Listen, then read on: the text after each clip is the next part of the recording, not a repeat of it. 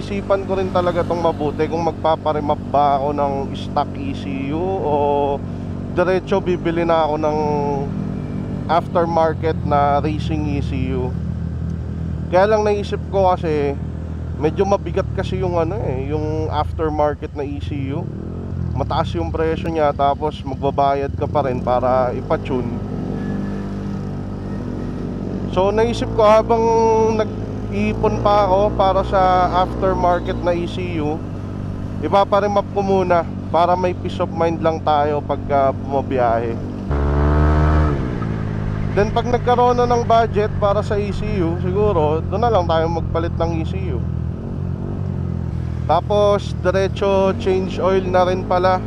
Papa-change oil na natin doon. Tapos diretso CVT cleaning na rin para isahan na.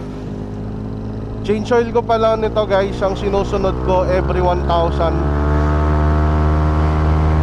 Yun din yung advice nung nung builder natin na every 1K yung PMS. So yun yung susundin natin.